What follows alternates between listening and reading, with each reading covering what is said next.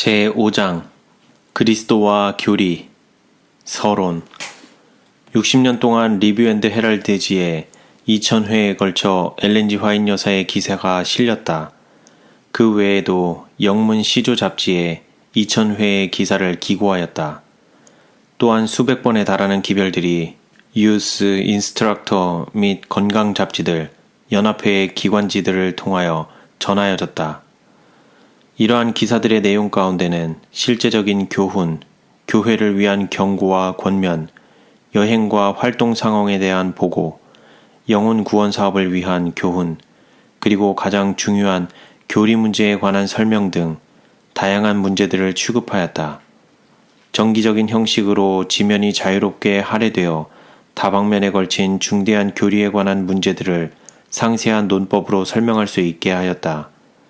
기회를 따라 같은 문제들이 거듭거듭 실려졌으며 매번 다른 면들을 강조하였다. 여사의 남겨놓은 지시를 따라서 여사가 별세한 후에 이러한 많은 기사들을 책으로 묶어 출판하기에 이르렀다. 모든 기사들을 총합해서 출판해달라는 일반의 요구가 없는 반면에 교리 문제만을 다룬 기사들을 특별히 선택하여 재판해달라는 청원이 있었다. 이러한 기사들의 대부분이 재림기별의 중심적인 기별들을 설명하는 것으로 탁월한 내용을 지니고 있었다. 이처럼 매우 귀중한 기별들을 본래의 전체적인 내용 그대로 제5장에 다루어 독자들이 그 기별의 완전한 모습을 볼 수 있는 유익을 얻게 하였다.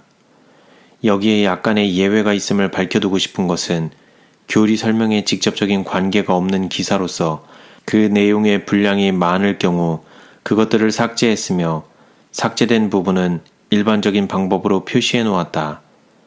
하나님의 말씀을 깊이 연구하는 학생은 선택된 교리 문제들을 재미있게 읽어나갈 수 있을 것이며 이 모든 문제들은 우리 주 그리스도를 중심 문제로 다루었다. 그리스도와 율법 26. 완전한 율법 1898년 4월 5일자 리뷰 앤드 헤럴드지에 게재됨. 성경에 나타난 하나님의 율법은 그 요구 조건의 한계가 광범위하다. 모든 원칙이 거룩하고 공정하며 선하다. 율법은 인간에게 하나님께 대한 의무를 지운다.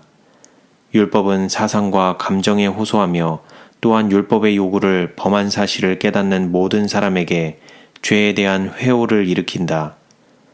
만약 율법이 외형적인 행위에만 그 요구를 한정한다면 인간은 자신의 그릇된 사상이나 악한 욕망과 음모 등에 대하여는 죄의식을 느끼지 않게 될 것이다. 그러나 율법은 영혼 자체가 순결하게 되고 정신이 거룩하게 되어 사상과 감정이 사랑과 의의 원칙과 일치하게 되기를 요구한다. 그리스도께서는 당신의 교훈을 통하여 신의 산에서 반포하신 율법의 원칙이 얼마나 원대한 영향을 미치는가를 증명해 보이셨다. 주님께서는 영원토록 의의 위대한 표준이 될 율법의 원칙을 실제로 생애 가운데 적용하셨으며 그 표준은 심판이 베풀어지고 책들이 펴 있게 될 그 큰 날에 모든 인류를 심판할 표준이 될 것이다. 주님께서는 모든 의를 성취하시기 위하여 오셨으며 인류의 머리로서 인간 자신도 같은 일을 행할 수 있다는 것을 인간에게 증거해 보이기 위하여 하나님께서 요구하시는 모든 원칙에 순종하셨다. 인간에게 공급된 주님의 은혜의 방편을 통하여 단 한 영혼도 천국을 상실할 필요가 없다. 누구든지 노력함으로써 품성의 완성을 이룰 수 있다. 바로 이것이 복음의 새 언약의 근본적인 기초가 되게 하였다. 여호와의 율법은 나무이며 복음은 그 나무에 핀 향기로운 꽃봉오리들과 열매이다. 하나님의 영께서 율법의 밝은 뜻을 인간에게 나타내 보이실 때에 인간의 심령에 변화가 생긴다. 선지자 나단이 다윗 자신의 진정한 모습을 성실하게 묘사해 주므로 다윗은 자신의 죄악을 깊이 깨닫고 죄들을 버리게 되었다. 그는 온유한 정신으로 권고를 받아들였고 하나님 앞에서 자기 자신을 겸비하게 하였다. 다윗은 여호와의 율법은 완전하여 영혼을 소성케 하고 여호와의 증거는 확실하여 우둔한 자로 지혜롭게 하며 여호와의 교훈은 정직하여 마음을 기쁘게 하고 여호와의 계명은 순결하여 눈을 밝게 하도다. 여호와를 경외하는 도는 정결하여 영원까지 이르고 여호와의 규례는 확실하여 다 의로우니 금 곧 많은 정금보다 더 사모할 것이며 꿀과 송이꿀보다 더 달도다. 또 주의 종이 이로 경계를 받고 이를 지킴으로 상이 크니이다. 자기 허물을 능히 깨달을 자 누구리요. 나를 숨은 허물에서 벗어나게 하소서. 또 주의 종으로 고범죄를 짓지 말게 하사 그 죄가 나를 주장치 못하게 하소서. 그리하시면 내가 정직하여 큰 죄가에서 벗어나겠나이다. 나의 반석이시요 나의 구속자이신 여호와여, 내 입의 말과 마음의 묵상이 주의 앞에 연락되기를 원하나이다. 라고 여호와의 율법을 찬양하였다. 율법에 대한 바울의 평가. 율법에 대한 바울의 증거는 다음과 같다. 그런즉 우리가 무슨 말하리요? 율법이 죄냐? 죄는 인간에게 있는 것이며 율법에 있는 것이 아니다. 그럴 수 없느니라. 율법으로 말미암지 않고는 내가 죄를 알지 못하였으니 곧 율법이 탐내지 말라 하지 아니하였다면 내가 탐심을 알지 못하였으리라. 그러나 죄가 기회를 타서 계명으로 말미암아 내 속에서 각양 탐심을 이루었나니 이는 법이 없으면 죄가 죽은 것임이니라. 전에 법을 깨닫지 못할 때에는 내가 살았더니 계명이 이름에 죄는 살아나고 나는 죽었도다. 생명에 이르게 할 그 계명이 내게 대하여 도리어 사망에 이르게 하는 것이 되었도다. 죄가 기회를 타서 계명으로 말미암아 나를 속이고 그것으로 나를 죽였는지라. 죄가 율법을 죽인 것이 아니라 바울에게 있는 육신에 속한 정신을 죽인 것이다. 그는 이제는 우리가 얽매였던 것에 대하여 죽었으므로 율법에서 벗어났으니 이러므로 우리가 영의 새로운 것으로 섬길 것이요 라고 말하였다. 또한 바울은 계속해서 그런즉 선한 것이 내게 사망이 되었느뇨? 그럴 수 없느니라. 오직 죄가 죄로 드러나기 위하여 선한 그것으로 말미암아 나를 죽게 만들었으니 이는 계명으로 말미암아 죄로 심히 죄되게 하려 함이니라. 이로 보건대 율법도 거룩하며 계명도 거룩하며 의로우며 선하도다 라고 말하였다. 바울은 청중의 관심을 범해진 율법에 집중시켰으며 저들이 어떤 점에서 범죄하였는가를 증거해 보여주었다.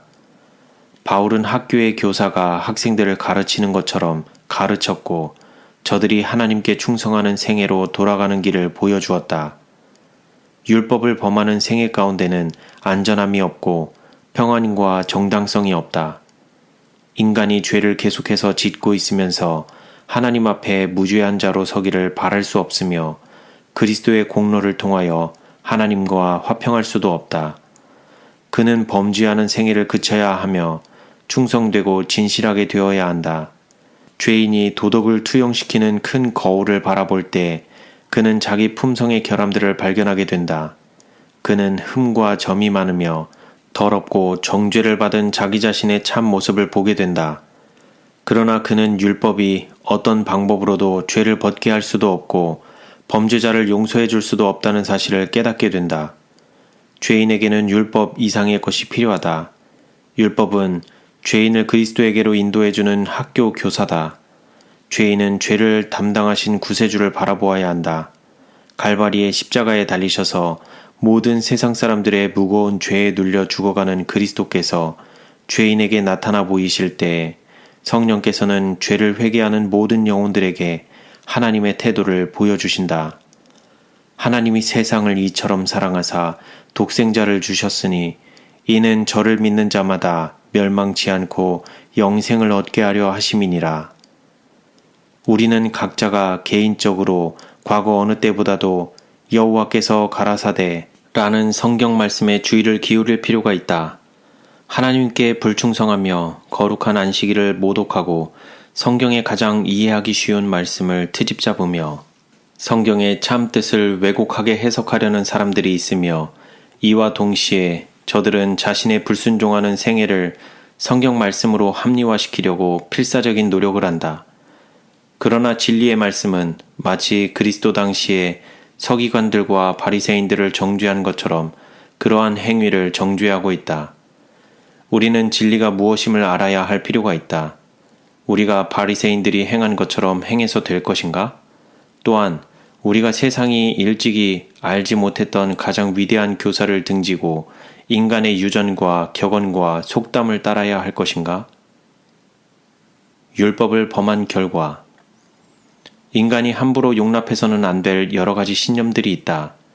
아담은 하나님의 품성에 대하여 모독이 되는 교활한 사단의 거짓말을 믿었다.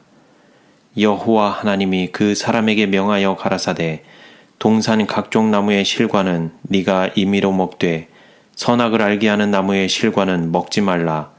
네가 먹는 날에는 정령 죽으리라. 사단은 하와를 유혹할 때에 하나님이 참으로 너희더러 동산 모든 나무의 실과를 먹지 말라 하시더냐? 여자가 뱀에게 말하되 동산 나무의 실과를 우리가 먹을 수 있으나 동산 중앙에 있는 나무의 실과는 하나님의 말씀에 너희는 먹지도 말고 만지지도 말라. 너희가 죽을까 하노라 하셨느니라. 뱀이 여자에게 이르되 너희가 결코 죽지 아니하리라.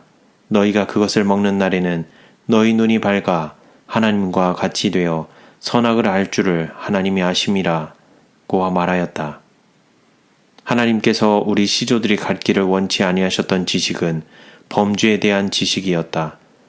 저들이 거짓된 사단의 주장을 받아들였을 때 불순종과 범죄가 이 세상에 소개되었다. 하나님의 뚜렷한 명령에 대한 불순종과 사단의 거짓말을 믿는 이 신념은 이 세상에 저주의 수문을 활짝 열어놓았다. 사단은 에덴 동산에서 시작한 사업을 계속하고 있다. 사단은 인간이 하나님을 대항하는 증거로서 자기의 주장을 받아들이게 하기 위하여 방심하지 않고 일하고 있다. 사단은 그리스도께서 인간에게 하나님의 형상을 회복하여 인간의 영혼에 하나님과 같은 성품을 심어주기 위하여 노력하시는 일에 대적하여 일하고 있다. 거짓 것을 믿는 신념은 바울을 친절하고 온유하며 동정심이 깊은 인물로 만들지 못하였다. 그는 신앙적으로 열성적인 인물이었으나 예수님에 관한 진리를 반대하기 위하여 굉장히 미친 듯이 날뛰었다. 그는 남녀들을 옥에 잡아넣기 위하여 온 지방을 두루 헤매었다. 바울은 이 경험에 대하여 나는 유대인으로 길리기아 다소에서 났고 이 성에서 자라 가말리엘의 문화에서 우리 조상들의 율법에 엄한 교훈을 받았고 오늘 너희 모든 사람처럼 하나님께 대하여 열심하는 자라. 내가 이 돌을 핍박하여 사람을 죽이기까지 하고 남녀를 결박하여 옥에 넘겼노니 라고 말하였다. 인간 가족은 하늘아버지의 율법을 범함으로 난관에 봉착하였다. 그러나 하나님께서는 죄의 치유제를 보이실 때까지 죄인을 버려두시지 않으신다. 우리를 살리시기 위하여 하나님의 독생자가 죽으셨다. 여호와께서는 우리가 그리스도를 받아들이고 믿는 조건으로 우리를 위한 대치물과 담보로서 이 희생을 받아들이셨다. 죄인은 믿음으로 그리스도에게 나아가 그분의 공로를 붙잡고 죄를 짊어지신 주님께 자신의 모든 죄를 자복하고 주님의 용서를 받아야만 한다. 바로 이런 목적을 위해서 그리스도께서 이 세상에 오신 것이다. 이리하여 그리스도의 의가 회개하고 믿는 죄인에게 전가되었다. 그 죄인은 하늘 가족의 일원이 되며 하늘 임금의 자녀가 되며 하나님의 후사가 되고 그리스도와 더불어 함께 유업을 받는 자가 될 것이다.